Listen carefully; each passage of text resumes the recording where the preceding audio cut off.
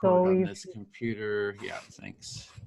Let me give you co-hosting, Carolina. no, maybe well, I don't feel very well today, so I prefer to not facilitate. But for sure, few other people should be co-host. Okay, Bill, make you co-host. Okay. Okay. So I think we're just ready to jump right in. Our topic is share your vision of a culture and society you desire and would like to live in.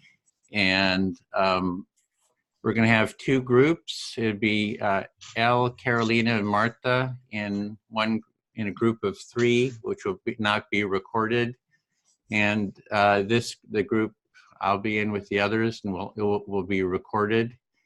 And I think we're ready to just go into the groups and start right away, since everyone here is familiar with the process.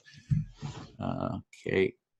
A minute, that give co-hosting somebody in our group. So Marta maybe.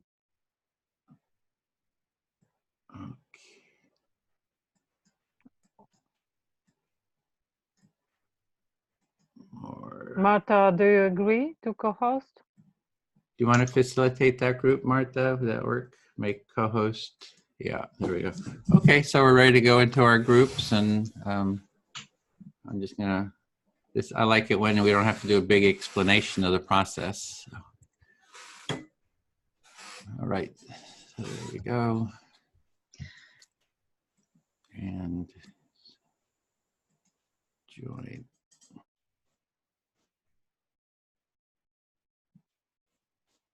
Boy, I thought Bill was the other room person. Well, that's okay, because Martha could do it. Oh, okay. Yeah, they're not recording there. So Martha, Carolina, and Elle. Mm-hmm. Okay, who'd like to start? Do you want to keep time? I can keep. Oh, thanks. Sure. Okay. So I'll start. What the heck? And I'll speak to Sophia. So we had a discussion before. I didn't mention it here. Do you hear me? Hear me? Yeah, I hear you. Yes. Okay. Okay. Sorry. So we had a discussion, Bill and Carolina and I had a discussion before about the topic, and I was interested in doing a more specific topic on what a culture of empathy would be like, and Carolina wanted sort of a broader, what is the culture you desire? So I'm going to be talking about what I think a culture of empathy is like, which means, if you put empathy at the center of our culture as a primary value, what would that culture be like? So you were having a discussion with Bill and Carolina, and you wanted to have a topic of what's a culture of empathy, and Carolina seemed to be more interested in the topic of culture. Is that correct? Yeah, exactly. Because I'm interested in really articulating what a culture of empathy is like, being able to write that up and have this almost like the regenerative culture, the guy that writes all about regenerative culture. I like to have a really good explanation of what a culture of empathy is. I think we sort of need that vision and a well-articulated, vision. So that's something, I think, something just I want to work on. I'm kind of curious what everyone else thinks about that too, about the culture of empathy, if that's interesting or whatever. Yeah. Yeah, so it sounds like you want to sort of pinpoint exactly what a culture of empathy is, and you're curious to hear what we think about it. Yeah, and last week we had you and Richard and his friend, and it pretty much was about what a culture of empathy was like, and I really enjoyed that. I found it very productive. I made a bunch of notes, and it'd be great to write up an article or start writing up some documentation, to just articulate that. And and then Bill and Lou and Carolina and I are meeting on Monday, has been meeting on Mondays to talk about this too. So it's kind of like a new focus for me to really focus on it. Yeah, so it sounds like you felt inspired by the talk we had last week, the Empathy Cafe, and you made some points, made some notes about that, and you're also talking about it in a group with Carolina and someone else. I don't remember the name. Yeah. And also when we do events like that and culture event that, David was talking about, is that's what I say. I got interviewed on the news, it was on the TV station, on the broadcast. It was kind of big fun. And I said, yeah, we're here. We're, building a culture of empathy. They didn't use that part, but, I said, we're bringing people together and all that. So it's good to have that vision, of what we're doing, and then to be able to articulate what that vision is. I know I'm boring David.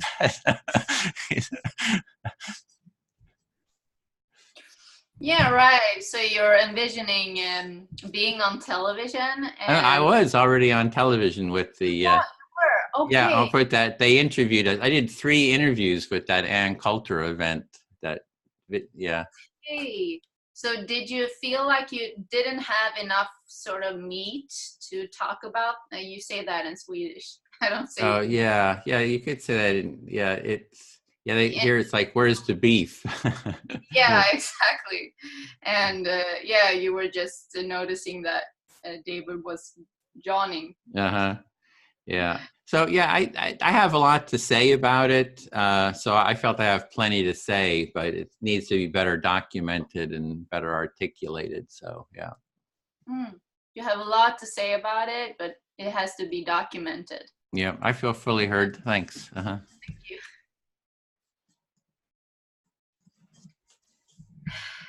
Bill? Okay, I'm listening. Hi. Hi.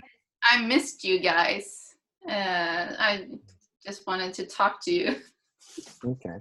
So I'm hearing that you missed us and you wanted to talk to us. Yeah.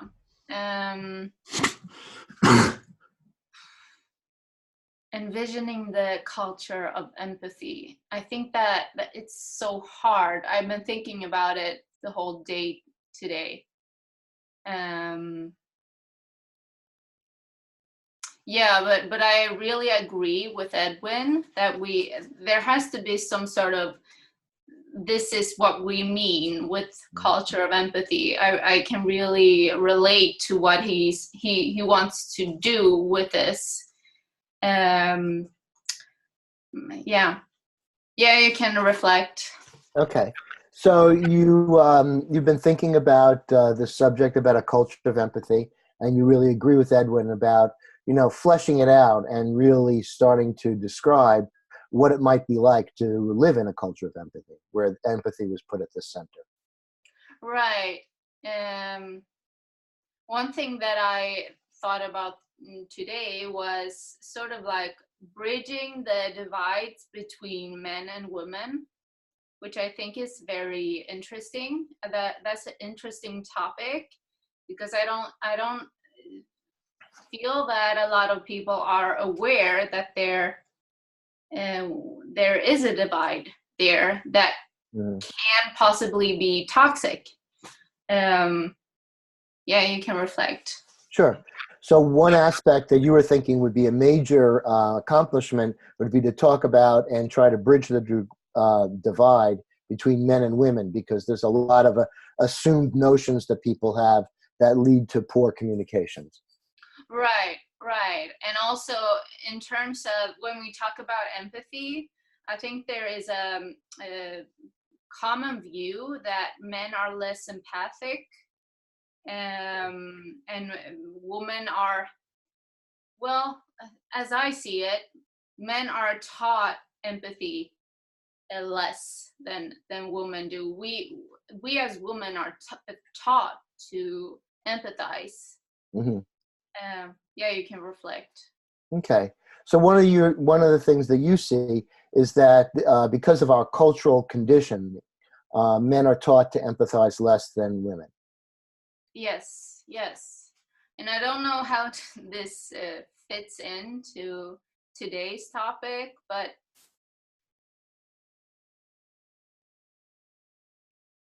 yeah, I just have this sense that we need to sort of incorporate empathy in all domains. Is that the right word?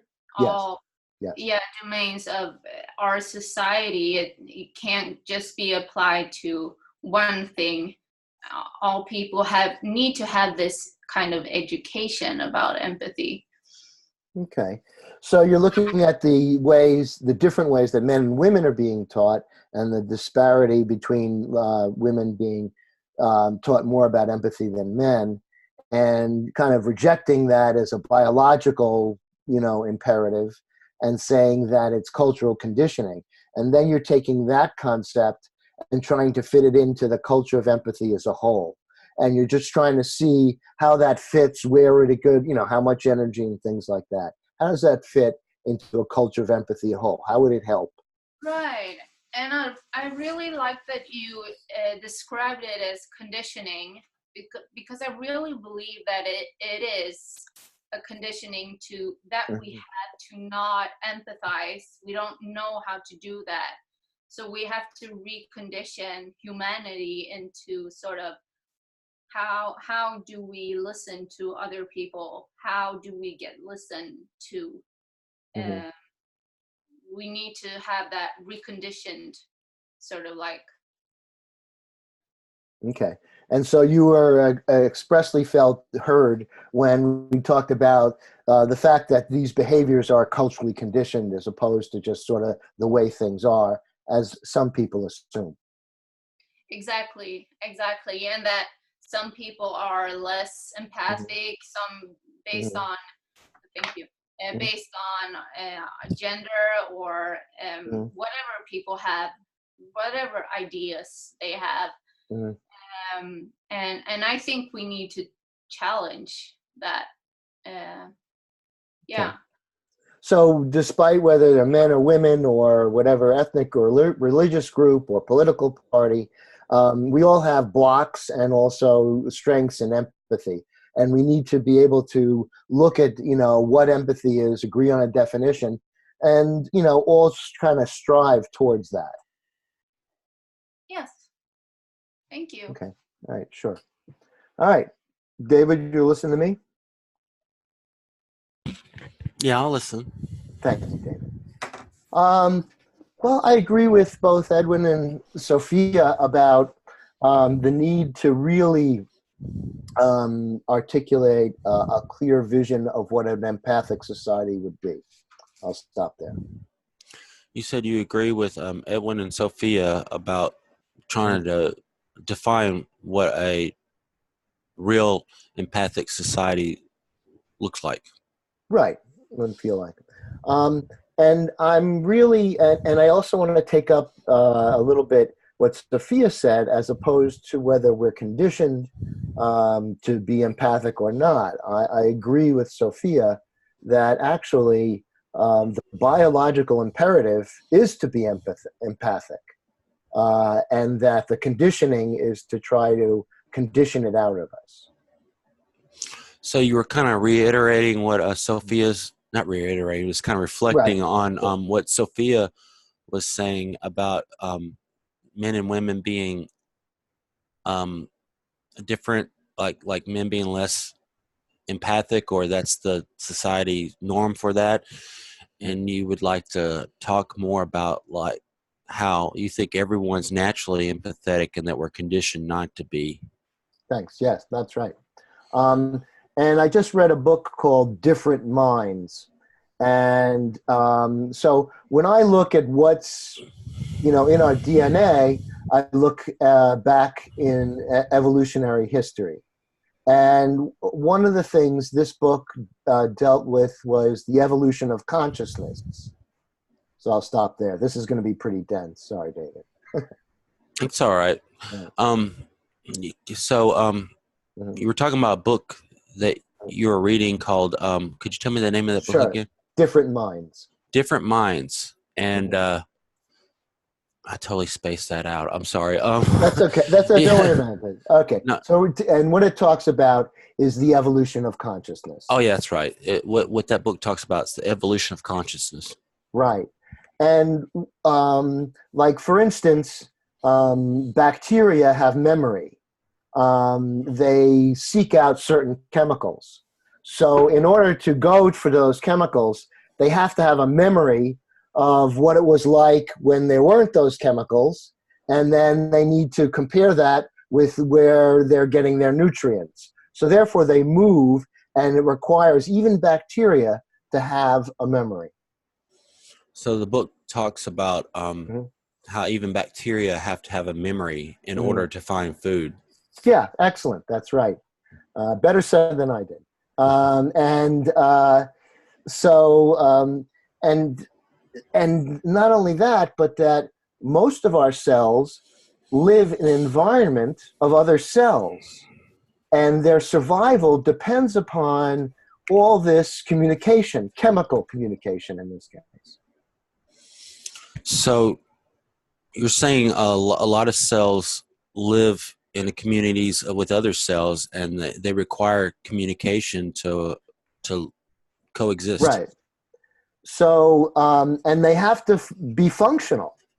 If a cell, is ailing or sick, they have to do something. If the cell is good, it produces, it carries on. Cells have to be aware of what's going on with other cells to form a tissue or an organ. That's really what I'm saying. Yes, cells have to be aware of other cells in order to communicate with each other and cooperate with each other to form bigger organizations like organs and stuff. I think that's called emergence, but anyway, that's what, that's the word good. for that. I may have heard it. I'm not sure, but that's good. It's good to learn something. Yeah. And so therefore, that essentially is an empathic society in a very primitive biological sense. And so therefore, empathy is not only a species imperative, but actually has been an evolutionary imperative for billions of years. So you're saying that basically the empathy is more than just a species imperative. It's just a general overall biological imperative that's been going on since the beginning of life. Right. And so therefore, I think that our concept of empathy most closely aligns with that development and communication. So, I'm sorry, I missed that first part. So what I'm saying is that what we interpret as a culture or being, I'm sorry, that's me, empathic, what we interpret as being empathic is the expression of that biological urge for billions of years to form a functional, whatever it is, tissue, organ, being. So you're saying that basically what we understand to be like the thing that is empathy is actually the thing that's been kind of key to keeping everything together in life forever. Right. Much. Thanks, David. Thanks for sticking with me. I feel fully heard. Thank you. No, that's fine. Yeah, I guess I'll keep going around here. I'll talk to Edwin. Listening. Yeah, I think Bill is on an interesting track about understanding the nature of empathy. Because I do think like most concepts come from more basic concepts that are reflective from nature. Mm-hmm. So you're saying that Bill is onto something here because the empathy is based on these simpler processes in nature, and so you're kind of agreeing with him. And what he's talking about, I believe, I don't know that much about it. I'm not super educated, but I saw this video once that was talking about what emergence is. And that's basically like smaller pieces coming together to form another thing. Mm-hmm. So there's this concept of emergence where smaller pieces come together to form something else? Yes. And the way I view my body on just a biological sense, it's an objective sense, is I am a collection of cells working together for a common goal. And what I call me, the consciousness, my consciousness is actually a side project of the cells working together, created this consciousness for some type of awareness for these cells to work together. So there's all these cells that have come together to work together, and consciousness is sort of something that came out or has come about so that these cells could work effectively together. Yes. And this can be reflected like, so, God, where do I start with this? Like, so like, I have to, for me, I need to trust myself, because I am, this group of cells that is me is the family that is me. And that can be reflected over like maybe blood relatives and stuff, like tribal things, like people that are like me or closest to me, I'm going to be in closest communication of and have more trust and empathy for. So you're trusting sort of yourself, because that's, you just see that sort of the nature of, you empathize with or you trust what's closest to you, and sort of this body is closest to you, so you're kind of like trusting the messages or whatever that come from that. And then that extends out to like maybe my immediate family or my tribe or whatever. You know, generally people have more empathy towards things closest to them. And you kind of spread that out. It sounds like this trust and empathy is sort of like circles of trust and empathy, starting with yourself and then to the people who are close to you, and it kind of moves out in that way. Okay, yeah. And I think a big barrier, so to speak, with empathy is, I think, and I could say this about a lot of things, that people need to learn how to empathize with themselves first before they can empathize with others. Like there's a saying, you need to learn how to love yourself before you can love other people. And I think that's true with empathy.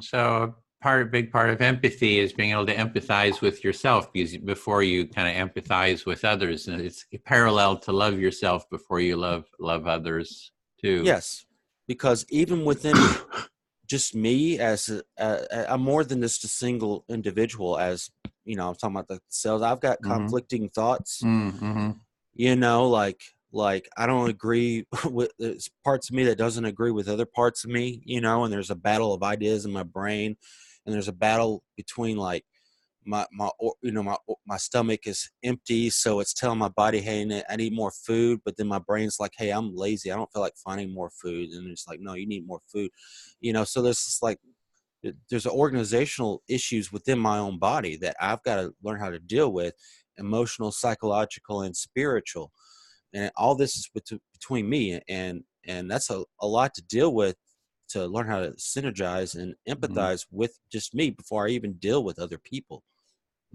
So within your body, there's just a lot going on there. There's different conflicting ideas and different conflicting feelings.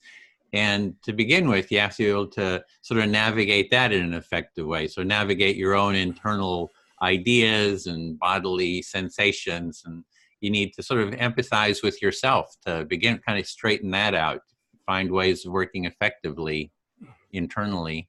Yes. And I guess to wrap this all up into one package before I end this is that there's internal struggles that must be dealt with the individual before we can even think about implementing it to a greater society. So you got to sort of deal with with empathy within yourself before you can kind of try to create empathy, for example, in the whole world. So you got to kind of start with the self. How am I doing on time, Bill? You're muted. You just about finished up. Yeah. Yeah. That's all I got to say for now. Okay. Right. Then I'll speak to Bill. Okay. Listening. Yeah. There's a lot of different points here that I'd like to go into, but I'll start with that one of the principles of a culture of empathy is being willing to talk with everyone. Is like, not saying, oh, I'm not going to talk to the conservatives, I'm not going to talk to the liberals, I'm not going to talk to these people. So one of the core principles is a willingness to dialogue with everyone, willingness to empathize with everyone, and even a desire for a wide variety of connection with a wide variety of people, in the sense of not getting all in, detached and into your own little world or bubble, but really a desire to kind of reach out and talk with everyone, empathize with, yeah. You're feeling that a core principle of a culture of empathy is the desire and the reaching out to people of all sorts of political and philosophical views for whatever reason, but to really be able and be willing to empathize with anyone, just whatever labels you might put on them. And it's a desire to, a curiosity, an enjoyment, perhaps even, enjoyment to the widest variety, of people. So I think that's one of the principles, the foundational principles of a culture of empathy, is that, it's not just be willing to, but it's a desire and an interest and a effort, put into that reaching out. So so you're talking, and very specifically, about you need a desire to talk with everyone, not just simply a tolerance, for people. Yeah, and an example of that is tying it in with what Sophia is saying about women being more empathic than men, and all that kind of stuff. There was James Damore, who had written the Google memo. We did an empathy circle with him, and the feminists were all pissed off with him, and about his article, his memo, and then he was like willing to speak with anyone. I mean, he's like the sweetest, openest, willing to talk with anyone, and he did 2 empathy circles with us, and then when we reached out to feminists, well-known feminists, to say, would you talk to him? It was like ignoring us, saying, no, we don't want to talk to him because we don't want to give him attention. Giving him attention is supporting him. I mean, it was just all these things, and we could not find any feminists to just talk to the guy, Okay, so you're talking about James Damore, who wrote what was considered to be an anti kind of a woman memo, and then he was attacked by feminists. And then he agreed to talk to anyone. He was open. He was a sweet guy. And he wanted to talk and resolve this with the feminists. But the feminists refused to do that because they felt that would give him attention. Yeah. So this blocking, not being willing to dialogue with people is sort of a control mechanism. I mean, that blocks empathy. And I see that a lot. It's on the far left. There's a lot of that. I mean, it's all over the place. I mean, it's just people. So, and that I think is what, a culture of empathy would be counter to, is it's about it's the opposite. It's being willing and interested and desiring and enjoying the reaching out to, all different sides. Okay. So what you see from all political spectrums and many people is an unwillingness to engage in dialogue. And that would be the antipathy of what would be in a culture of empathy. Empathy would be dialoguing with everyone. Yeah. And then there's the other part, there's being willing, that's the internal part that David's talking about, is that all of our parts are being willing to dialogue with other parts, right? Instead of avoiding the fear, which, I've sensed fear in myself, I kind of want to avoid the fear, right? Instead of going and empathizing with my own internal fear, I'd rather go be entertained or something, right? So, or whatever. So it's being willing to see and value every part of what's coming up with me in a sort of a non-judgmental way. So that's like that internal self-empathy that I think that David's talking about. Right. So you're saying that it's important to be able to empathize within different competing parts of yourself, and to not, shy away from, parts that are fearful or, something like that, an aversive, where you can, just kind of ignore it, but actually go into the dialogue. And that's a way of taking care of yourself in an empathic way. Yeah, and there's maybe we could even try this sometimes. In one of our groups, we had someone who would have a creative idea, but then she would judge her idea and it would cause pain. So she had a conflict internally between self-judgment and creativity, to the point where she didn't want to be creative anymore because it was so painful, because she would have this self-judgment. So we did a role play. One of us role played her judgment and one of us role played her creativity. And then we had an empathic dialogue between the two. The judgment talked to the creativity, and the creativity reflected back what it was hearing judgment say. And we went like for 45 minutes having this internal empathic dialogue. I thought that was pretty fun and cool. Okay. So one of the things that you did as far as a useful tool for engaging different parts is that you actually had a woman who had a creative and a very judgmental part of herself, and that you actually had other people of the circle personify those aspects of her, and then engage in an empathy circle, and went on for about 45 minutes. And it was very cool. In other words, you could start to see some movement, or you felt some movement, some resolution happening. Yeah, it was very transformative for her. So if we have those, like if one of us has an internal conflict, we can sort of do role play, with each other. Okay, that's it. Yeah. So right. So you're thinking about using that tool, with us and in circles, and employing that tool. Yep. Feel fully heard. Thank you, Bill. Okay. Good. Sure. All right. What's the time limit we have? Is it 5 minutes? It's 5 minutes. I let Edwin go over. No, I'm not saying that. I just wanted, whenever I'm sharing, so I could time myself, I can kind of see how Yeah. much time. Yeah, I mean, this is the way if we can talk. But basically, it's as far as I consider, it's a soft. It's a soft 5 minutes. We don't want. I'm not being a Nazi. I'm just using it for. No, not at all. No, I'm just saying I'm just being transparent about what I'm doing as a timer, and so I try to let people finish their thoughts. But if it goes on, or if I miss something, let me know. That's all.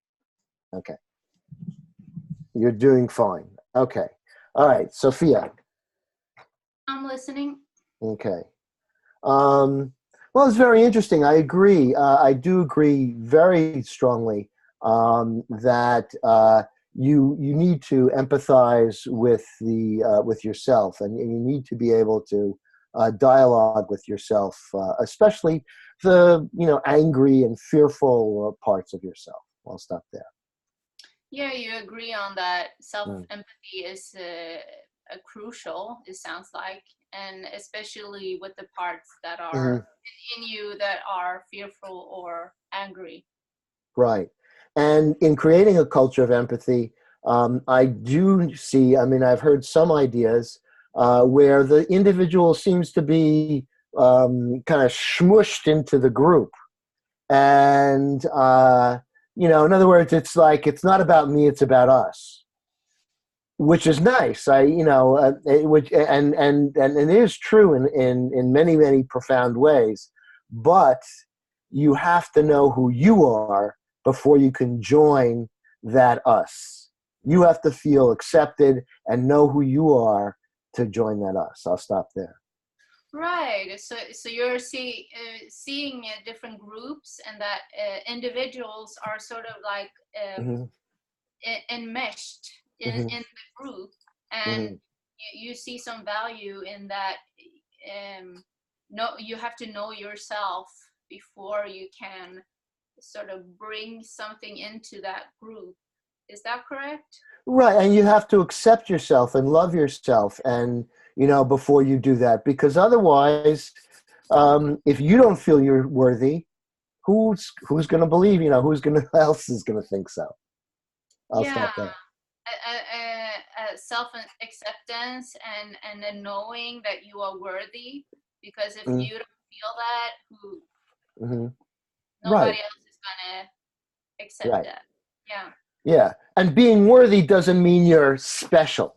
So that so then you also need a healthy dose of self-humor and self-reflection too. Right. You also need humor and self. Yeah. Yeah, self-reflect. Check in with yourself. Like yeah, right. Yeah, like Bill, that wasn't such a great move. It's Better that you say it than, you push hard and somebody else has to say it to you.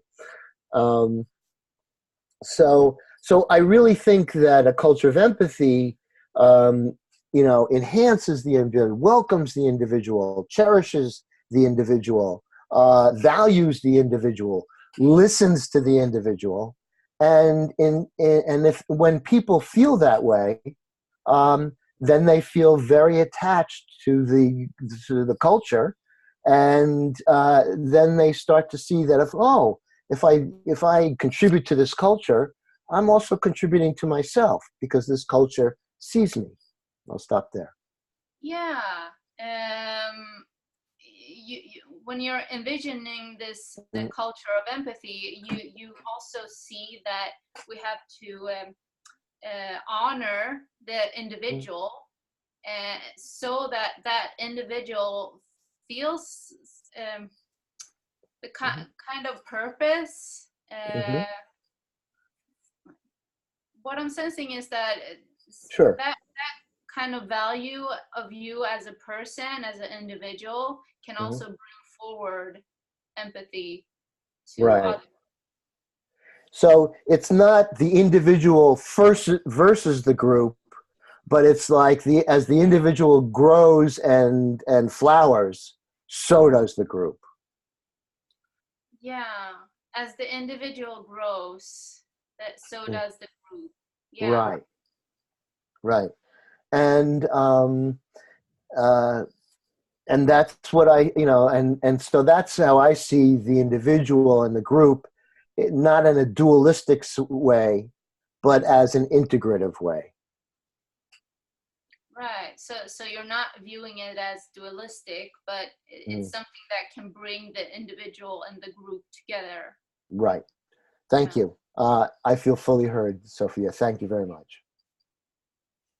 David? I'm listening.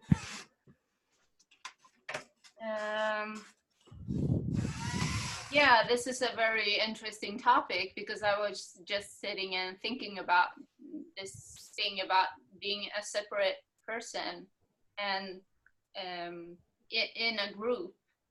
And I think that is very important because if you are too enmeshed with other people's emotions and feelings, you sort of lose yourself. And if you don't know who you are, I don't think you have so much to bring to the world, basically. Okay, so you're saying I think this is interesting, and you were listening, and you just wanted to say that that a person can become immersed too much in a group where they kind of lose themselves in a sense, and that also you agree with the personal relationship element of it, so that if a person doesn't believe in themselves, they're really not going to have much to contribute to the group to begin with. Yeah. And what was it that I was going to say? Yeah, and I think that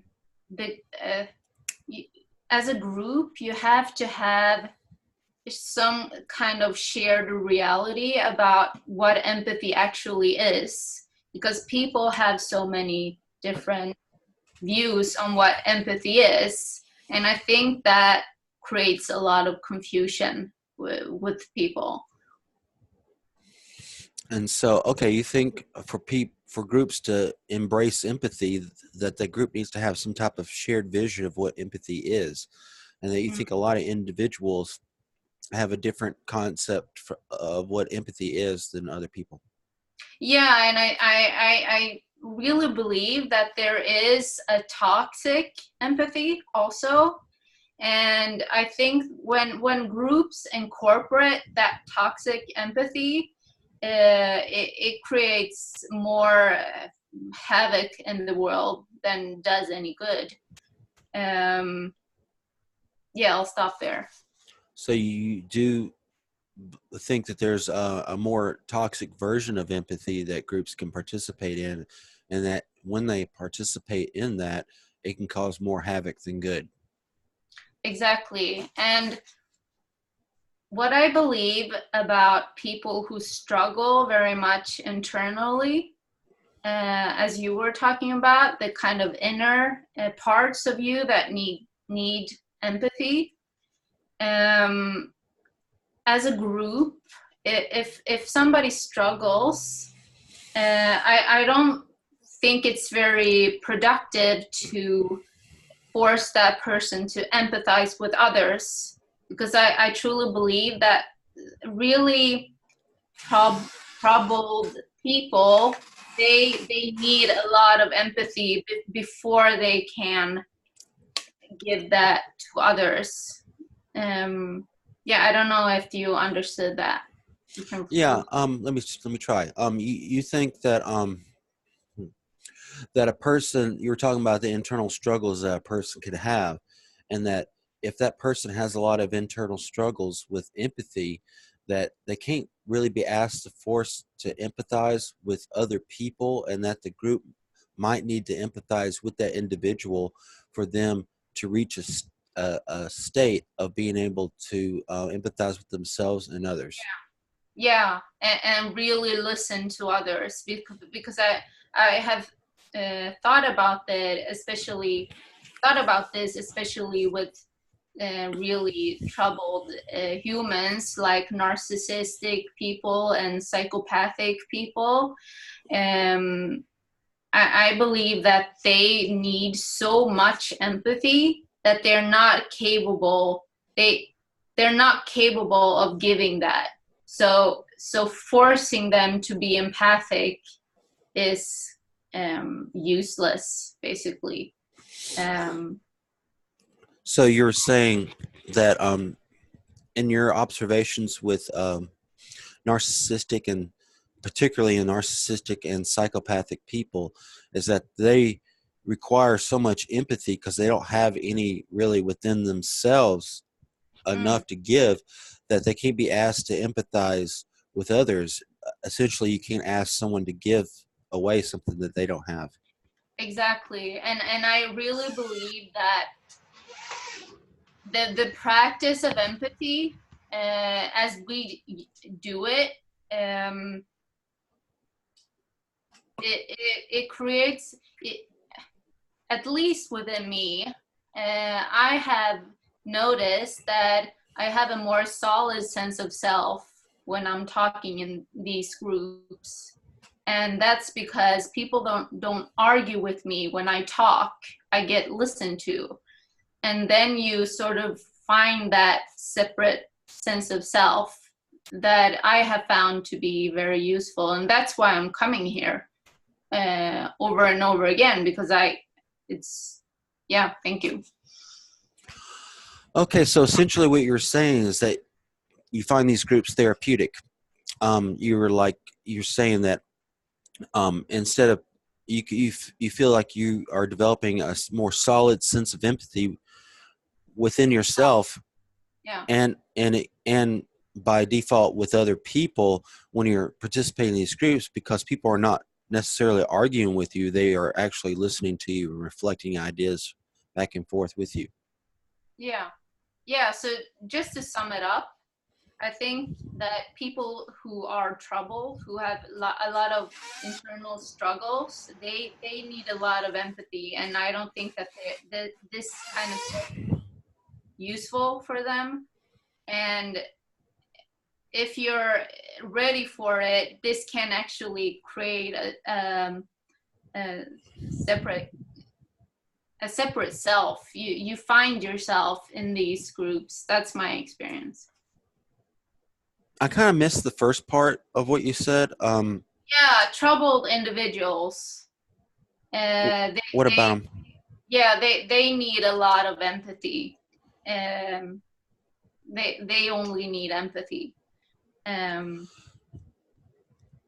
So you were saying that troubled individuals, they need a lot of empathy, and I'm going to guess here, but maybe you're suggesting that these groups could help these individuals gain more empathy, or at least people who participate in these groups perhaps need to kind of have some empathy to begin with to be able to participate. Okay. Yes. All right. You feel hurt? Yes. Thank you. Okay, so I guess I will pick Edwin to keep the rotation going here. Listening. All right, I'll start my timer so I can time myself, because I wrote down all sorts of things I wanted to say and I don't have time to do them all. Got a lot to say. Well, I like writing it down because I got memory issues. Let's see which one I want to do. So you've got memory issues, and that's why you like to write things down. Okay.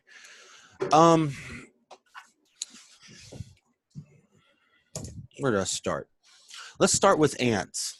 Okay. Like an ant colony, for instance. I don't think the queen ant has much empathy for its soldier ants that it sends off into battle to protect the colony. And so in that situation, even though they are working together as a group, there's a certain lack of empathy, so to speak, I guess, whenever soldiers are sent off into battle, but it is kind of necessary for the whole to survive. So you're kind of using the ant colony as an example, where the queen is not having empathy for the workers or soldiers that are going out and battling and getting killed. So that is needed for the whole to survive, to have for that. For the queen not to have empathy for the soldier ants. So, well, it's the way I understand it. I mean, it could be a different kind of empathy, like I understand your sacrifice, but obviously I'm not going to die, you're going to die, sort of a thing. But I think I can mark that off.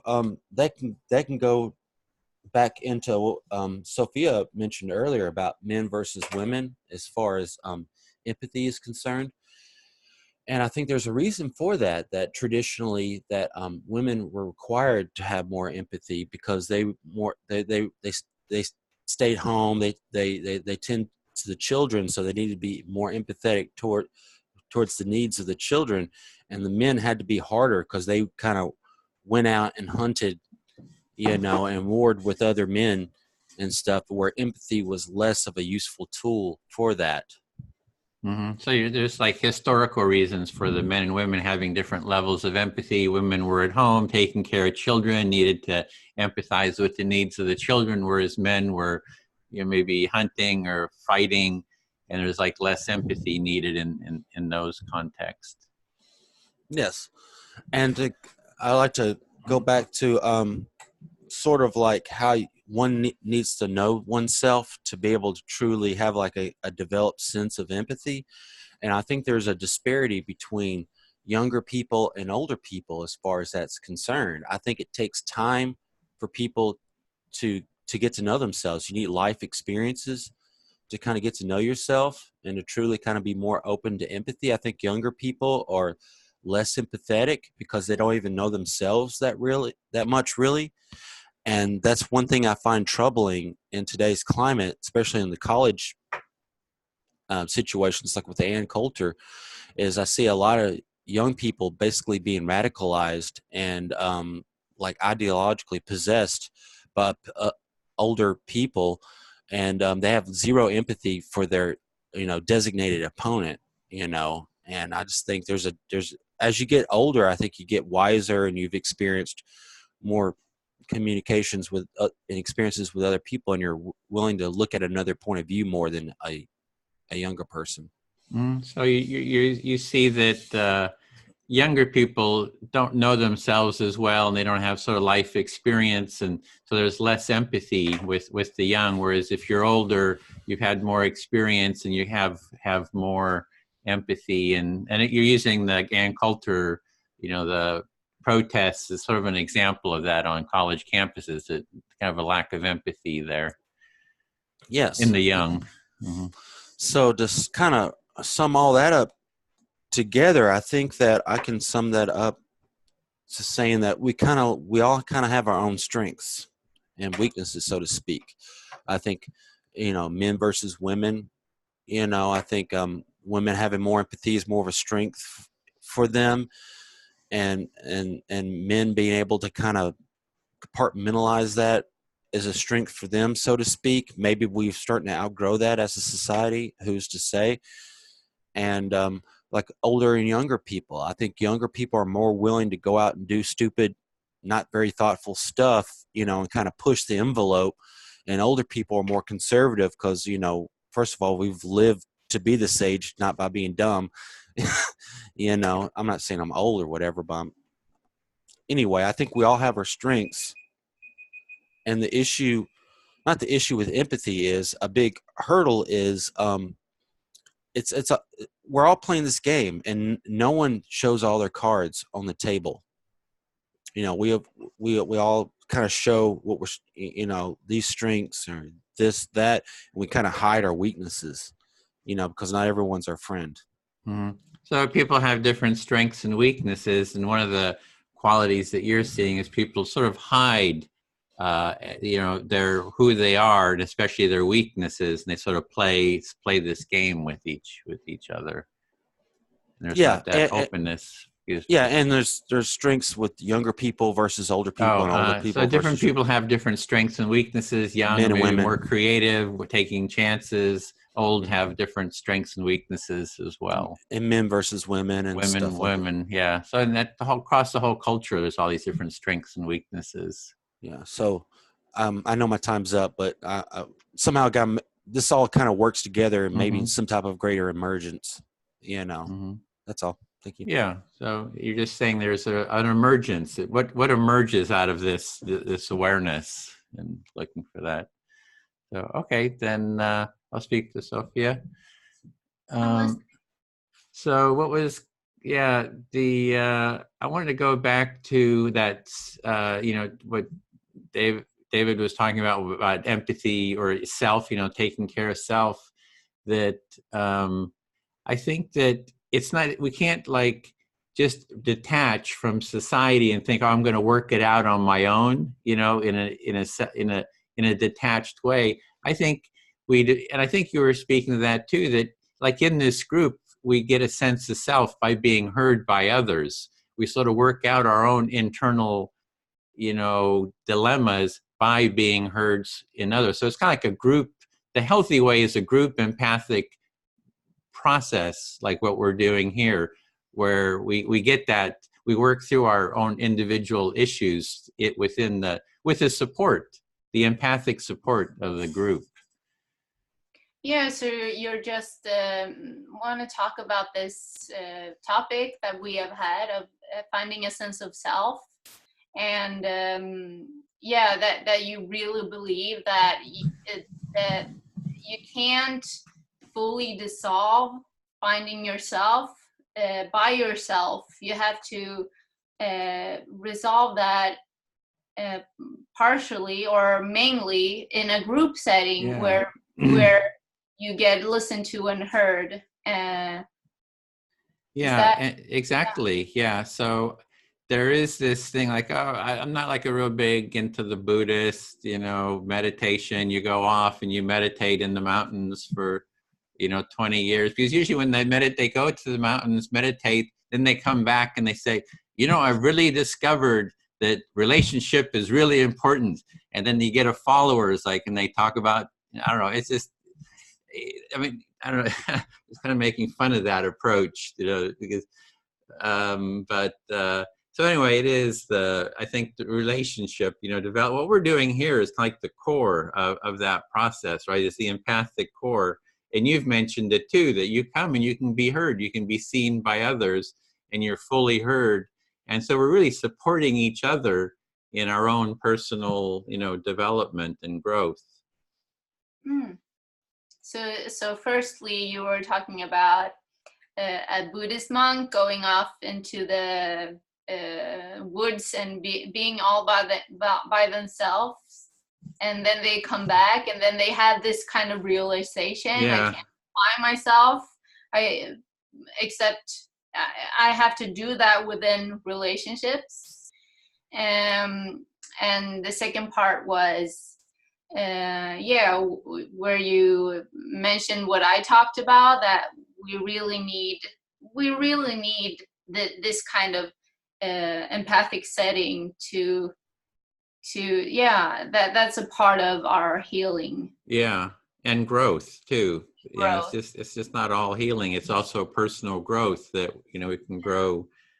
And then there are people who are like, you know, I've come across people who are just like falling apart. Like, you know, in the empathy tent, someone came, they said, I have an anxiety attack. You know, it's like, she was just like, you know, like this.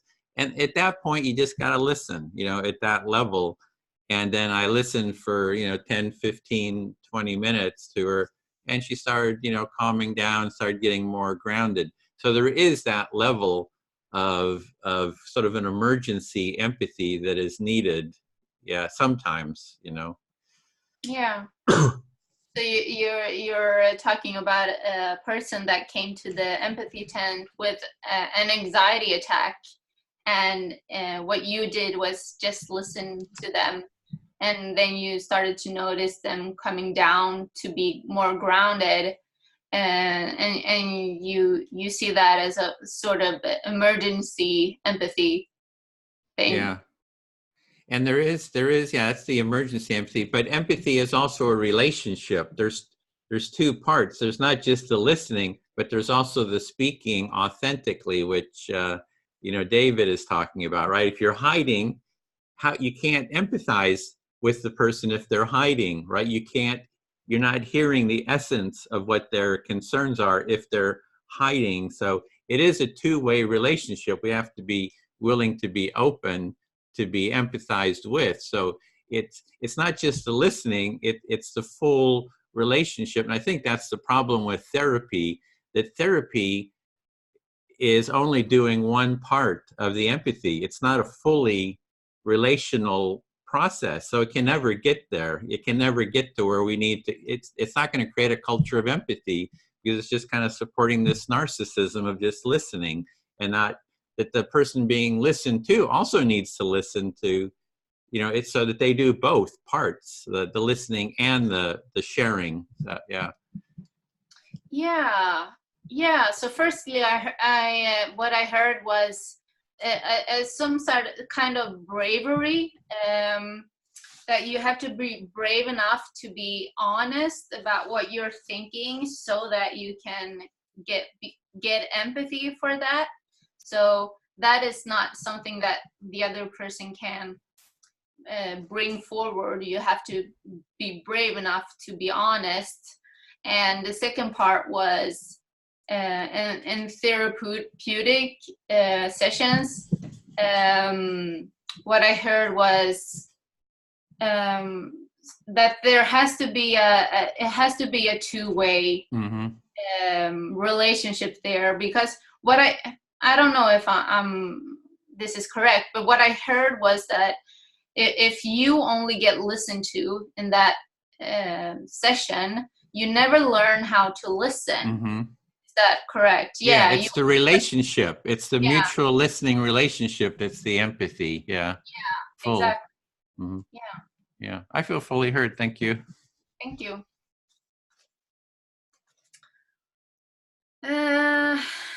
Okay, so I'll switch to you again, Edwin. Listening. Yeah, I also wrote things down.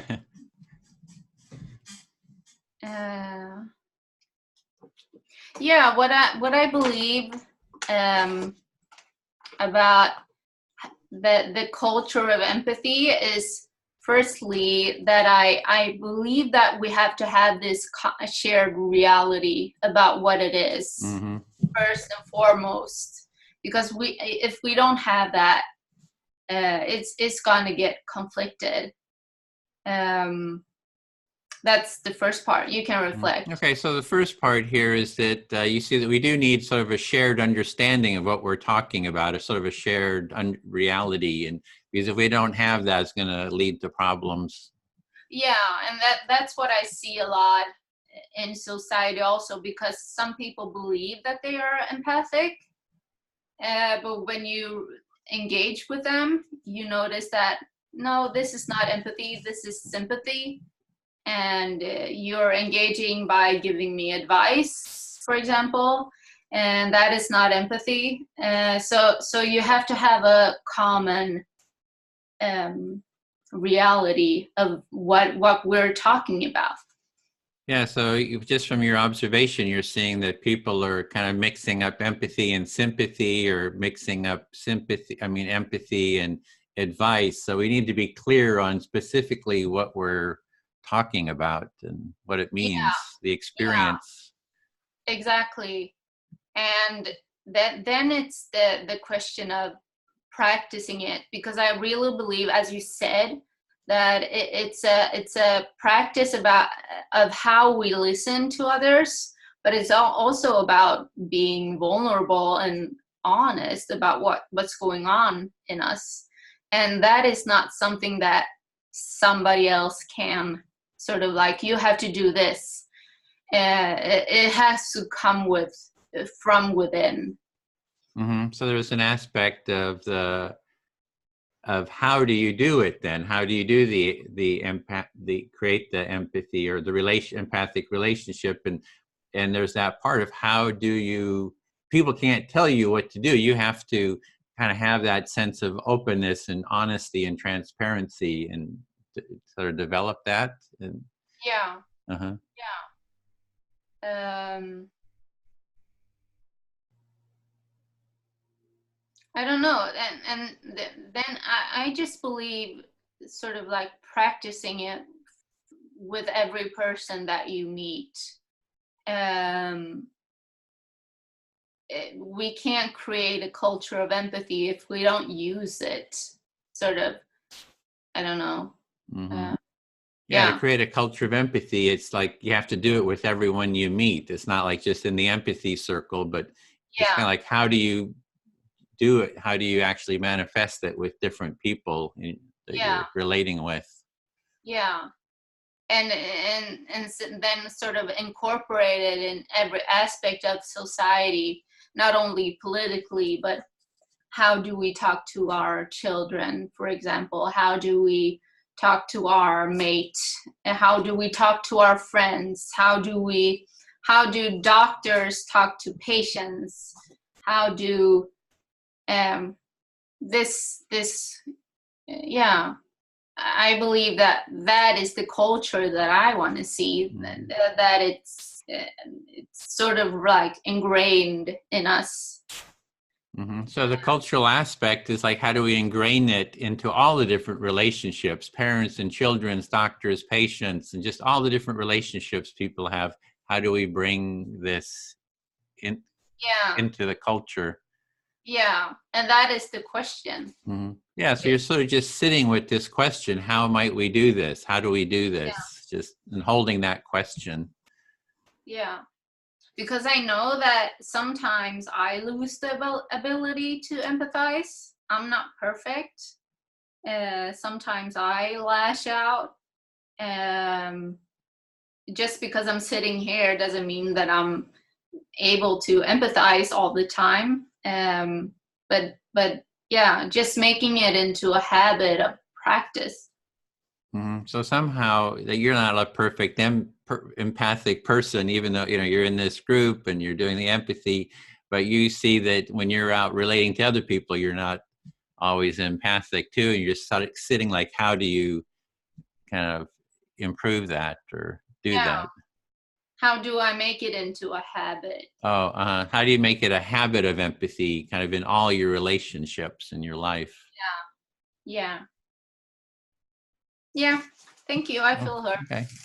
Then speak to Bill. Okay. Yes. Yeah. What? See what else I had here. I had a list too. Oh, that was fast.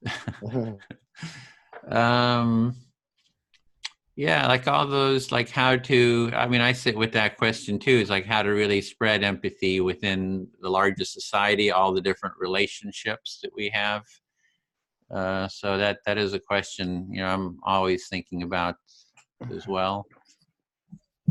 So you're thinking about how we can spread the practice of empathy throughout society. And I think the one part is addressing to get clear on the definitions, articulating. That's what we're doing here, is trying to work out what is it that we're talking about, be able to document that, be able to share that understanding of what we're talking about. So I think having that vision is one of the means towards spreading the culture of empathy, kind of a clarity of the vision. So defining and fleshing out what an actual culture of empathy would be is very important to spreading the empathy practice so that people understand what they're doing and why. Yeah, and if they have that vision, then people can just work towards that. You know, you don't have to organize, or everybody can sort of self-organize towards it and share their insights and their learnings sort of on that quest.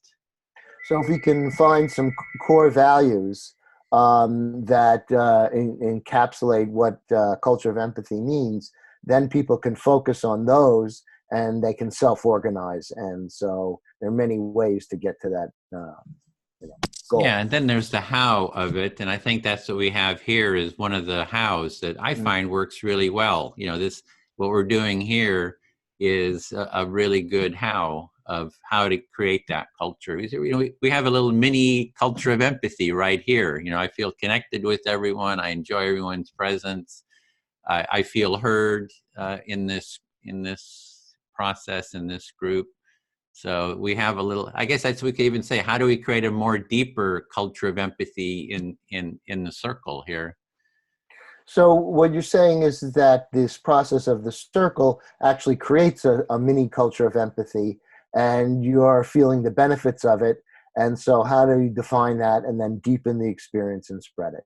Yeah, and that playing your hand, like David says, right, we're hiding things, is being heard. I find I can slowly get more at ease and sort of open up because I know I'm going to be heard. Whatever comes up, I'm going to be heard. So what moves, you know, playing close to the vest, the cards, is that trust. We're kind of building trust here. So a big part of culture of empathy is building trust, so people can feel open and transparent. Right. So earlier you talked about being open and transparent as being essential in the culture of empathy rather than hiding behind. But nevertheless, we all filter ourselves to some extent. But the participation in the culture, in the empathy circles, helps people feel at ease so that they're more at ease at expressing themselves as authentically. And that leads to more realistic and authentic dialogue, which then can lead to better outcomes.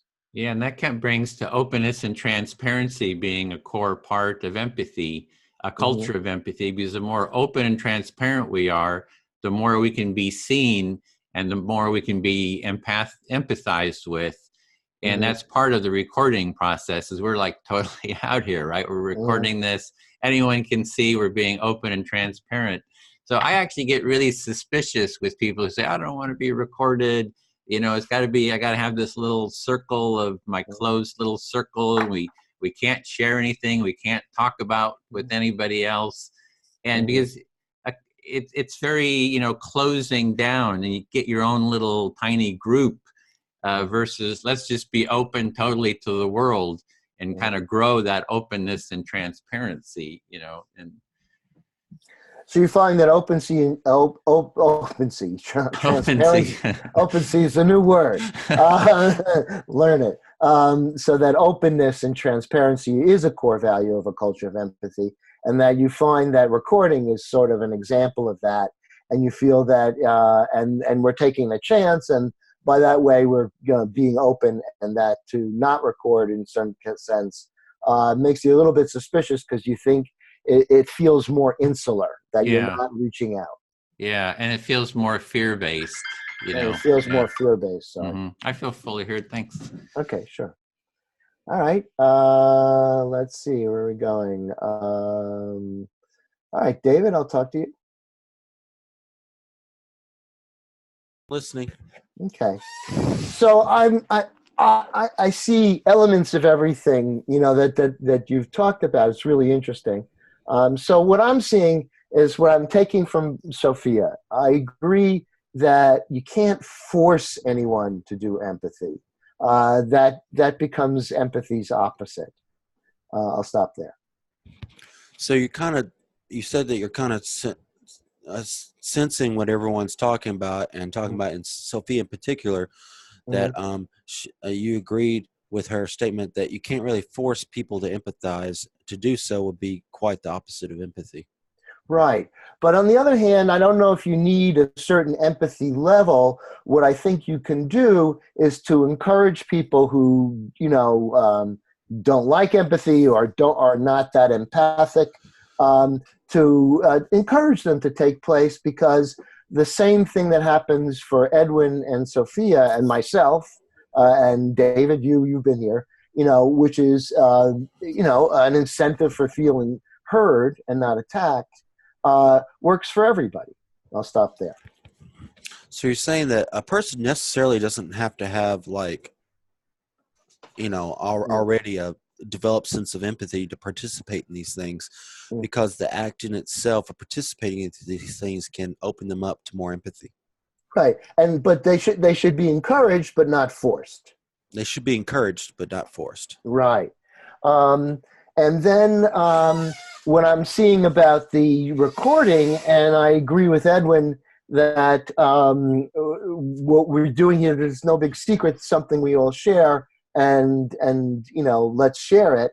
On the other hand, I see that the people who don't wish to be recorded are struggling through to see whether they really exist in a culture of empathy or not.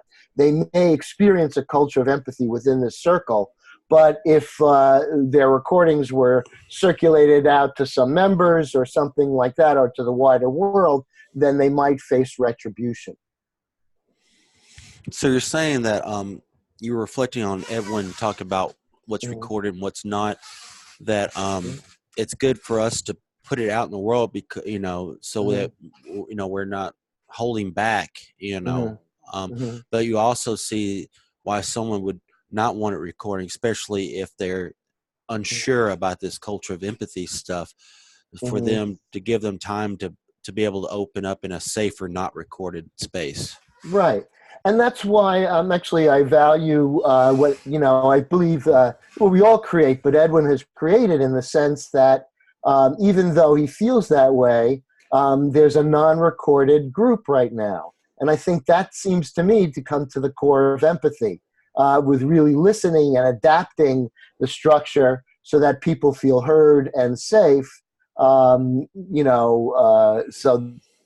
essentially that's it. Yeah, that's the core value, is that people feel included and taken care of. Okay, so you were saying that you understand where Edwin's coming from with these empathy circles in general and being recorded and stuff. But that being said, that there's two groups going on right now, one recorded, one not. And you think the priority is for people to feel like they can open up and feel safe, whatever that may entail. Right, and I have to give kudos to Edwin, because essentially he's saying, well, I don't necessarily agree, or I'm suspicious of this non-recording, yet it's happening, and here, and I think there's something in that. There's something core to the culture of empathy, in that, for some people, they need to get to it a different way, and it's happening here. And I think that's a very good thing. So, what's the best way of doing this? You said that you're giving kudos to Edwin, because even though he is suspicious of closed, non-recorded meetings, he's open for that to take place if that's the path people need to take to be able to be open to this. Right, and that's a core that I don't know how to exactly express it, but I guess acceptance and integration is a core value of a culture of empathy, even if your ideas are not, So you're saying that you feel like some core principles of this culture of empathy, or these empathy circles, is acceptance and something else. Integration. And acceptance and integration is a big part on this process. Yeah. Thank you, David. I feel fully heard. Okay. So I guess to keep the rotation going, I'll pick Sophia. I'm listening. Oh, yeah. I just wanted to say that one reason I've been able to pick up on these empathy circles fairly easily is because they align with my 12-step meetings that I go to. People being heard and not necessarily being argued with. This is core for people in recovery. A lot of people have trust issues when they're first getting clean because they're just coming out of the drug world, and so it creates a good space for healing for people to be able to open up, share, be somewhat anonymous, and listen to other people instead of arguing with them. Hmm. So one of the reasons that you think that these circles has been easy for you is because you are recently coming out of a 12-step program, or you are in a 12-step? I am. Yeah, it doesn't end, Yeah, but you yeah. are, and that's sort of the basis there, that you can speak up and not be judged and feel heard, and that's the kind of setting that they had there in order for people to create trust. Yes. Yeah. And I just wanted to, I think this would be a good time to actually look up the definition for the word empathy, or one definition, and it says the ability to understand and share the feelings of another. That's Right. what it is. Yeah. So you looked it up, and it said the ability to understand the thoughts and feelings of others. Yes. And like you said earlier, there is a negative version of this practice. It's not all good. I think Edwin is promoting a positive version of it, but there are empathetic and psychopathic people out there, and I've met them. I'll go into that a little bit. Okay, so you are aware of that there is a negative form of empathy, and you mentioned people being both empathic and psychopathic. Is that correct? Mm-hmm. Yeah. This one individual, I'll call him Mr. B, that I knew back in my 20s. Probably one of the more evil people I've ever gotten to know. And Mr. B got to know me when I was at a very weakened state in my late 20s, when I was doing a lot of hardcore drugs and I was homeless and stuff. And he presented himself as a friend who understood where I was coming from at first. So you're talking about a friend, you call him Mr. B, that you got to know when you were in a very vulnerable state, or delicate. I don't remember what you said. And he presented himself to be very understanding in the beginning. Yes. In essence, he had empathy. He had the ability to understand and share the feelings with me. Yes. But he was he was a troubled individual himself. He was an older individual. He's about in his 50s, and I was in my 20s. And so it was easy for him to kind of see where I was in my life and tell me what I needed to hear for him to get close to me. And he turned out to be a very bad person.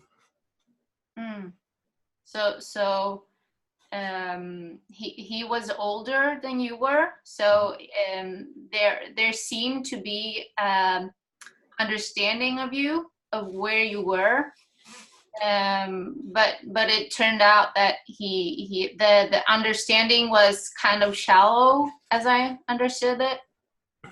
It wasn't really shallow. Okay. Okay. So it wasn't. Yeah. I'm giving this as an example of why people at least for why I've got a barrier up is this person got to know me, and I opened up to this person, and he did relate with me, but he was schizophrenic. He was a real Dr. Jekyll and Mr. Hyde kind of type, because he was on drugs as well and homeless as well. And he started to really get on my nerves, so I distanced myself from him, and he completely went psychopathic and started stalking me and leaving me weird like mail in my, in my PO box and stuff. And he was a very intelligent individual. Actually, I think he was psychic. He had psychic abilities, and it really sucks to have a psychic stalker. I'll tell you that much. Yeah, so in the beginning he was very empathic and understanding towards you, and it sounds like you really had trust in opening towards him. But as the time passed by, he started to show other sides, the sides that you call Jekyll and Hyde. Mm-hmm. And when you finally sort of rejected him, he started harassing you and stalking you. And yeah, you were talking about him being psychic, and that you don't want a psychic person to be your stalker. Yes, this is extreme. A lot of people might, my time is up. A lot of people might question. I don't use the word psychic lightly. Things have happened that there's only no way he could have known. And so just to sum it all up, there's people who are can be very in tune to people and understand you and actually understand the universe in ways that might make them outcast because they have a sensitivity levels, and people become corrupted once they become hurt, and then they hurt other people. So like there's just empathy is not a universal good. So there needs to be ground rules, and I need to know I'm around some good people before I open up, because I learned my lesson. It really sucks to have a psychic stalker. It sucks. That's all I have to say. Right. So it sounds like you really learned a lesson with this person, and what you learned is that you really need to take time to trust the people you tell things to before you start opening up. Yeah, I feel hurt. There's more I'd like to say to add more definition, but my time's up. So that's it.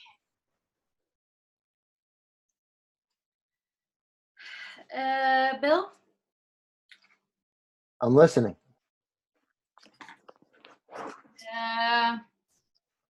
Yeah, I really like this concept of trust. Both David and Edwin has mentioned it. And I think trust is, you have to have that in order for the empathic setting to be safe in a sort of way. Yeah, I'll stop there. Sure. So you're saying that a foundational need for an empathic communication or circle is trust. Yes. And I really enjoyed hearing Edwin talk about what I heard was kind of disappointments about people not being willing to be recorded. Because what I saw there was him just being honest about what he felt and being heard in that, not being argued with. So you really respected Edwin when he just expressed himself very authentically about his feelings about being recorded, and so that makes you trust. Yeah. Or not being recorded. I'm sorry. Yes. Yeah.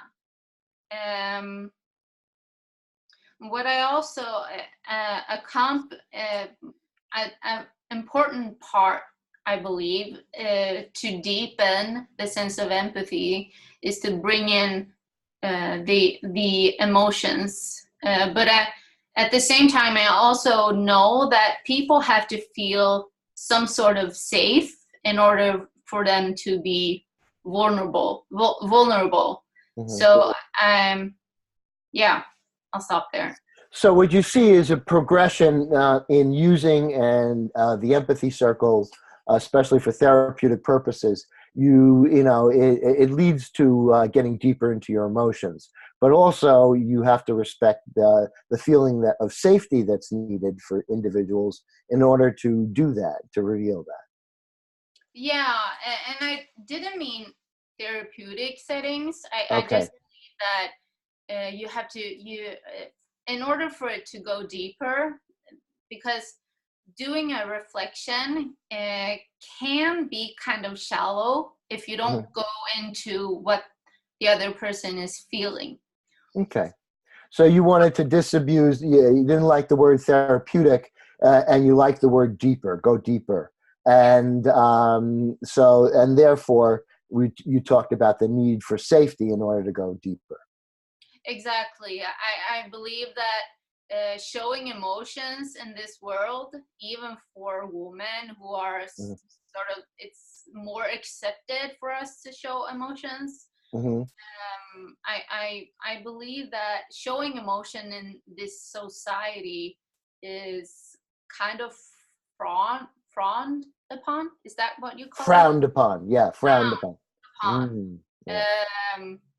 And I think that this is a safe space to show emotions, but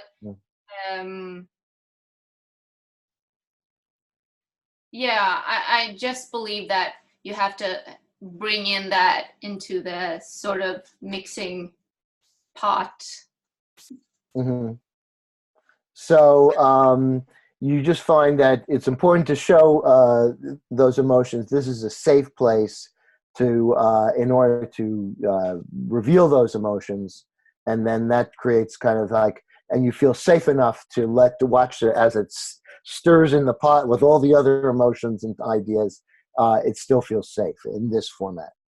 Yes, exactly, and I do believe that it can be kind of shallow if you don't bring in the emotional sort of like guess what the other person is feeling or sense what they're feeling. So Right. that's another layer of empathy. So you want to talk about the depth between just simply parroting what a person says, or rather to listen more deeply and to sense the emotions and feelings behind it and try to reflect those as well. That's an essential part of what goes on here. Exactly.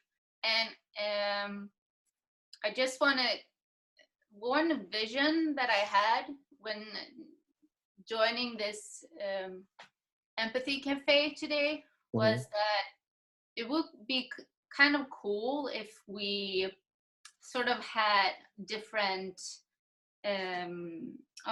domains, no, not domains, different kind of, one person is working with medical care, bringing in more empathy there, and another person is working with bringing in more empathy in schools, and sort of like having one person, no, not one person, but a working group. Okay, this is what we're going to change. We are going to change the school system. We're going to change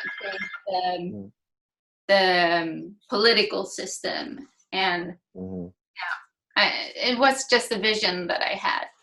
So you had a vision, and when you heard the concept of creating a culture of empathy, of really taking a look at various aspects of society, and then bringing and considering how empathy goes there. So there would be one group, for instance, would focus on empathy in schools. Another one maybe empathy in art, empathy in government, or whatever. But just trying to really nail down how empathy could be applied to specific experiences that people have every day. Yes, and bringing it into all different kinds of levels of society.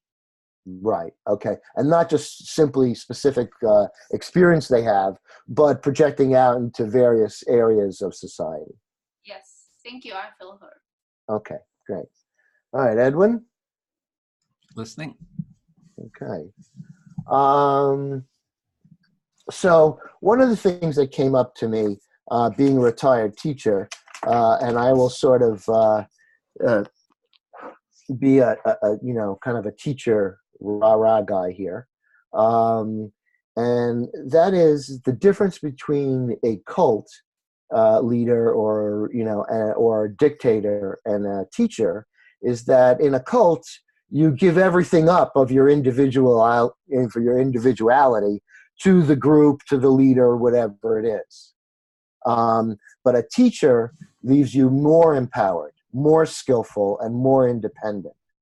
So the connection to a cult leader or a dictator is one of obligation, and the continuing connection with a teacher who's taught you well is one of warmth, love, and respect.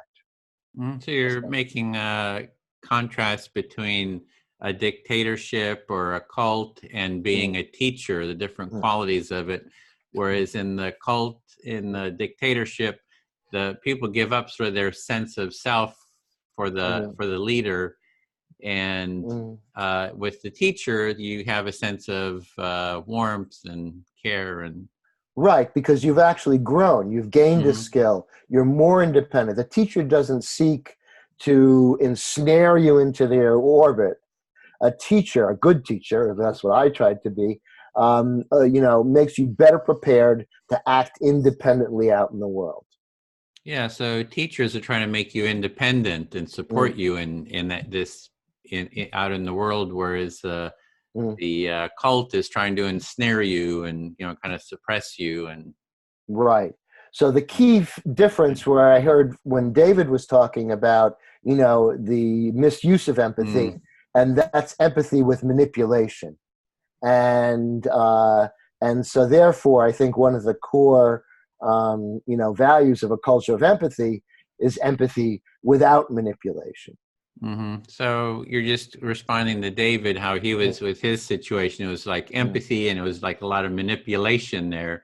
And a culture of empathy would be empathy without manipulation. And thank you. I've made 2 good points. I feel fully heard. Thank you. Okay, feeling fully heard. Then I'll speak to David. Listening. Yeah, so the first thing I wanted to address was the about the recordings and openness and transparency. It's like I understand people need to be where they are in terms of their fear, anxiety level. It need to be supported there, and not be pushed beyond that. So yeah, I do understand that part. I mean, that's what I support too, not pushing people. So you're saying in regards to you of the issue of recording that you do understand that some people might need some extra privacy or support to engage in this.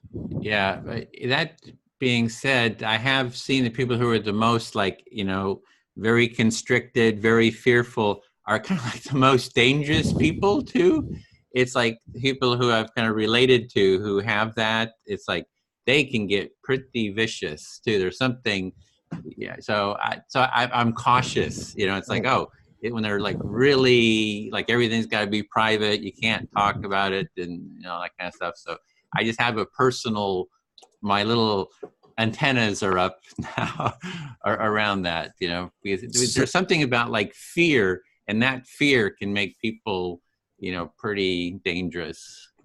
So you're saying, just from your personal experience and your kind of intuition, gut feeling with people who primarily want to stay in group and private and secretive, generally are like the most distrustful and vicious. And you think that isolation or being private is rooted in fear in a lot of ways. Yeah, and it's the empathy, having that they can grow out. We can grow with more trust through being empathized with, and what you were talking about. I think somebody can be empathic, like with the person who was stalking you or whatever. But there comes a point where maybe they're understanding you, but you can shift from that understanding to control or manipulation, and that's not empathy. At that point, you're stopped being empathic. That's one of the criticisms of empathy. That's they say, oh, you're being empathic, and then you do this stuff, but it's not that negative stuff that's happening is not the empathy. It's it's something else. It's, self-centeredness or fear or, control. That's what the problem is. It's not the empathy itself that is the problem. So you were saying that, bringing up what I was talking about people using empathy in negative ways, that you think that the control and the fear and the distrust is not empathetic at all, or not is not in the spirit of empathy at all, and that's a common misconception that you see, that that perhaps there isn't a bad side to empathy. Yeah. I would argue with that, but it's not my time to argue. Yeah, I know. That's why I can get to say it without any contradictions. So yeah, and I've had discussions with people who have written books on that. So I'm saying that empathy is basically inherently positive, and mutual empathy, especially, is mutually constructive. And there might be dangerous things that we have to shut down. Fighting the saber-toothed tiger or whatever. We got to shut down the empathy in that fight. But if the saber-toothed tiger was willing to be empathic and we had an empathic relationship, it's the empathy would be inherently constructive. That it's the things that block empathy that is the destructive. Like the saber-toothed tiger wanting to eat you, they're not really empathizing with your needs at that point. So it's not the empathy that's the problem, it's that lack of empathy. And empathy gets criticized for the things that block it, in a sense. I see. So what you're saying is, you understand that there are situations, saying you're facing off with a saber-toothed tiger, that you have to drop the empathy because that creature doesn't have empathy with you. And you would like to say that this is not reflective of empathy, but more reflective over the things that block empathy, and that empathy should not be related to the things that block empathy. Yeah, you shouldn't say empathy is bad because things block it. It's like you have the sun coming down, it feels good, right? And then a cloud goes over, and then you can say, oh, there's no sun. Isn't the sun terrible? Because it's not the problem with the sun. The problem is that there's a cloud in front of the sun, right? So it's the same. And I see it repeatedly, especially in academia, that empathy gets criticized for things that block it. Instead of seeing what is blocking it and understanding what's blocking it, they just go and criticize empathy. So you're saying that you gave a metaphor of the sun, that that you're enjoying the sun, but a cloud comes and blocks it. Then it's not a problem with the sun; it's the problem with the thing that blocks it. And that you think empathy maybe gets a bad rap, especially in academic circles, not so much for empathy itself, but the things that block empathy, you think. Yeah, because they're not understanding what we're talking about. It's kind of weird. I mean, I keep coming across this. So, and then like with your friend that you were talking about, right? They're sort of manipulating you. Not my friend, but this person I knew. Yeah, wasn't an empathic relationship. Like if you would have been in an empathy circle with him, and you would be able to express yourself and see yourself reflected in what he's saying, and then vice versa, that would have been that mutual empathic relationship, I think, would have been constructive. It's like. So you brought up my situation with Mr. B, that wasn't truly empathetic.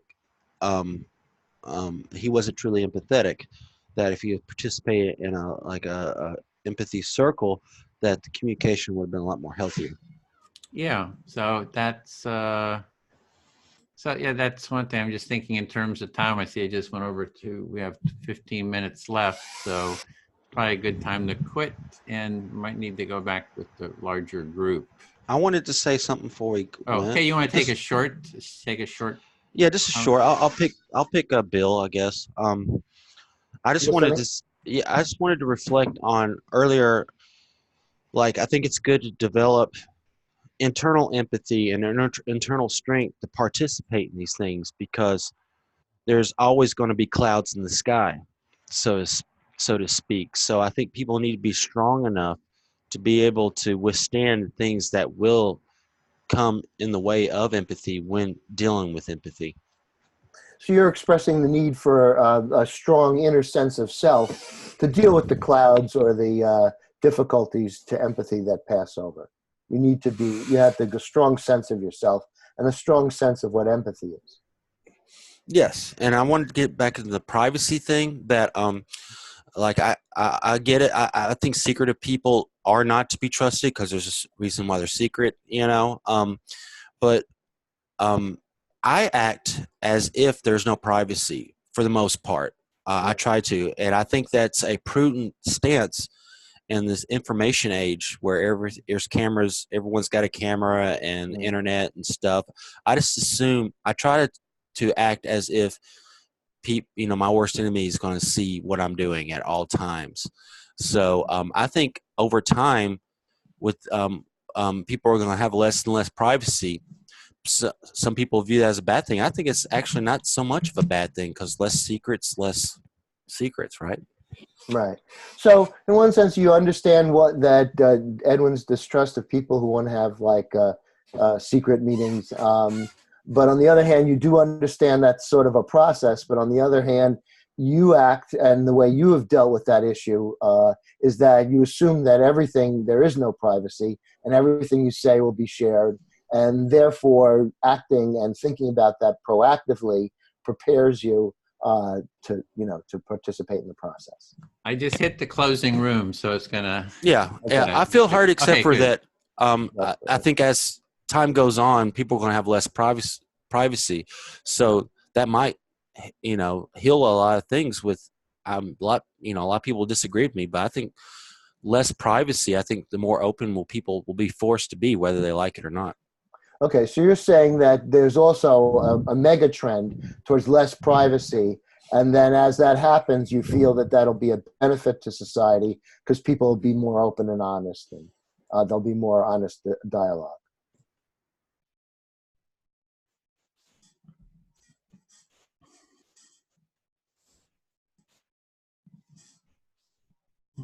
Right.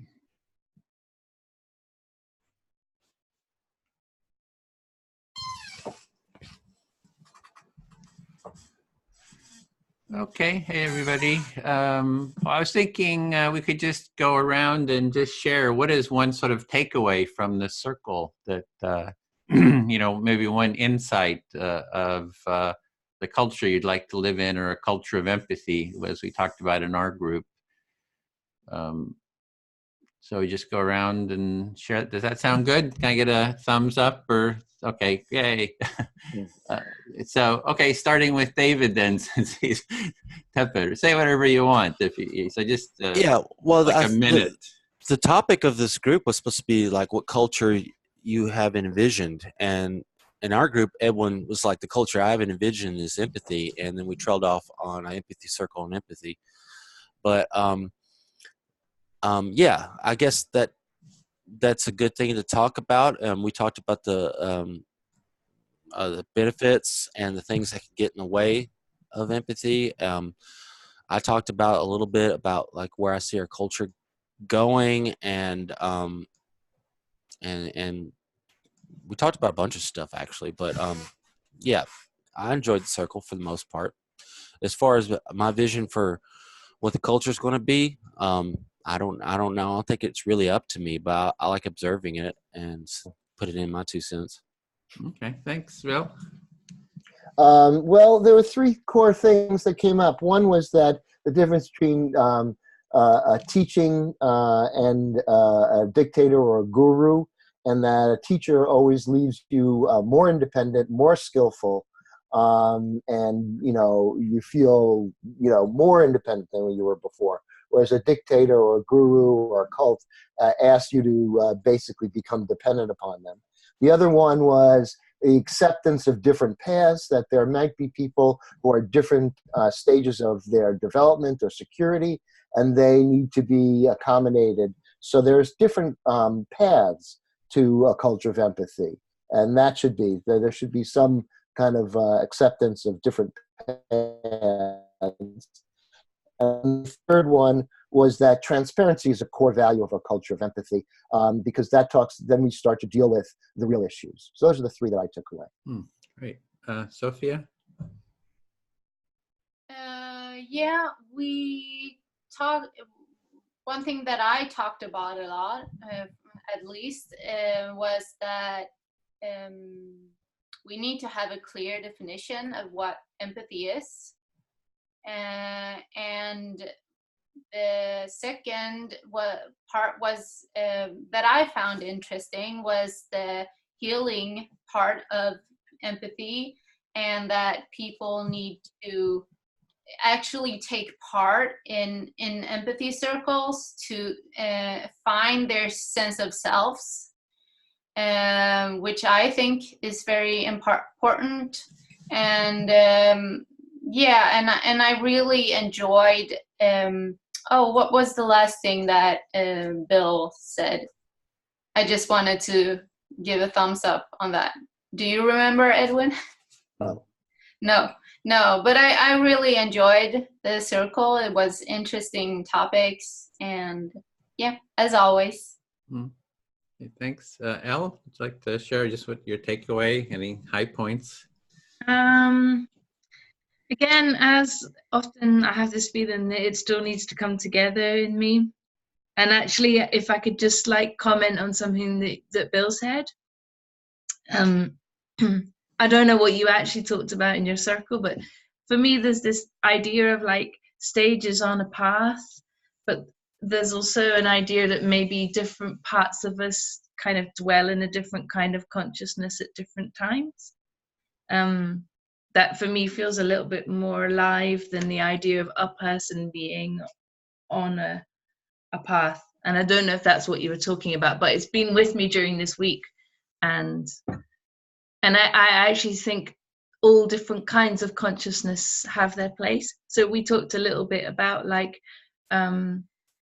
openness and softening, which felt really nice. And I also have a place for me that sometimes it feels right and healthy not to feel open in different environments. So yeah, that's something. Okay, thanks. Marta? Yeah, it was, we had Sinead pop in for a while. That was nice. And one thing I'm taking away was at the end, Carolina was celebrating the beauty of being open to changing your mind. And yeah, and I feel the same. You know, it really resonated with me. I feel the same, and maybe I don't celebrate it often enough. But it's a nice ability to have. Thank you. Okay, thanks. Carolina? You're muted. So, yeah, we had a great circle. And, well, girls said about openness and softening and opening to change. Yeah, but I would like to mention all the value they were pointing. There was curiosity, honesty, authenticity, and openness with softening. We elaborated all those values as a part of culture. It was very interesting, and I feel like we named them the most important values that are needed in culture of empathy, or culture, at least culture I would like to live in. Considering what I was saying last time on the former meeting about the community and Buddhist economy approach. Yeah, such a community I would like to live personally requires such culture with such values very much. So yeah, I'm thankful that we were talking, and Sinead, Laura, and Martha elaborated all those values. Yeah, it was great. Thank you. Great, good to hear that. So mine was, I started off with talking about, a principle of a culture of empathy is that willingness to dialogue and listen to and be with everyone, like everybody on the planet, right? Be willing to talk to them, and not only being willing, but have a desire and a curiosity to connect with and listen to everyone. So I think that's like a core. There's sort of a universal principle there, to be totally open to be willing to not to exclude everyone, but if they're willing to sit down and be heard, and especially be in an empathic relationship, that's core, versus excluding people. So that was and then we had a whole bunch of different other kind of principles and experiences come up. So it was really a lot of fun. I really enjoyed this. So, well, that being said, in 30 minutes, we are lucky because we can listen to your recording. That's true. And yeah. you can listen to our. Yeah, it's private, secret. which was actually a topic that came up. They were really plotting our demise. Yeah. So Marta wants to say yeah, something. Marta. Sorry, just the final harvest, because it's not recorded, so you won't be able to see it, which is that we spoke about the exact same curiosity, but we also spoke of safety being a prerequisite for being curious. That sometimes it's not just that we don't want to, it's that there's reasons for which we can. Yeah.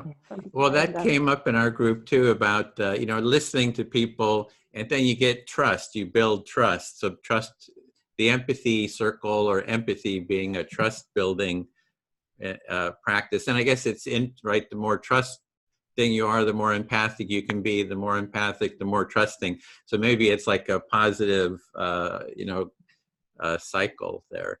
So in 30 minutes, we have our facilitator training group. If you want to attend that, you get 15 minutes to share a project you're working on or any question and get feedback. And so we'll have a 30-minute break and then see you there. Edwin, yeah. What about the thing that you talked about before we started? Where you wanted facilitators, because I'm really curious to hear about that. Oh, okay. Yeah, it's if any of you want to facilitate, I'd sent an email to Carolina and Bill, I think, already, and Marta, you're welcome too. But it's a group that's connected with the Rebel Wisdom YouTube channel. And we've connected with some people who are sort of involved in that. They're out of the University of Toronto, and they're very interested in dialogic, exploring dialogue. And I did an empathy circle with them. It was with one group. It was on fear. And we're doing, they have something called the sense-making wormhole. There'll be maybe 20 people there, December 12th. And the thing is, it's at 3:30 our time, which is going to be pretty late for Europe. But we're going to need some facilitators to facilitate an empathy circle with their group, maybe 20 people. And the topic will be what is the feeling of reason? What does reason feel like to you? And so if anyone wants to attend that and be a facilitator, because we'll be doing breakout rooms. But I can send more, if you're interested, let me know. I can send you more information as we get closer to that. So yeah, can you send me information? Okay. About that? Who would be interested in facilitating if you? It sounds too late in the day for me. It's going to be like 1 o'clock or something, or do you mind if I say something before I go? Yeah, go. I just wanted to say that as far as like the recording and trust and stuff goes, that everyone should know that anything you do on the internet, whether or not it's typically recorded or not, I mean, nothing's safe. I mean, right. So look, I just encourage people to really stand by what they believe, and if they're opening themselves up to new ideas and it's not carved in stone, to kind of make that apparent whenever you do share that, because don't assume anything you do on the internet is going to get contained, and act as if. And I think people can be empathetic in that environment, because trust is not necessarily a prerequisite, like for empathy. I think you can still be I don't know if that makes any sense, but you can open up and just some courage. Use some courage, because I'm not letting the world bring me down. I can experiment with ideas, and if people want to use that against me, they're more than willing to try. I think it shows more of their character than mine. Well, to be continued next week. I got some things to follow up on. So. Send me a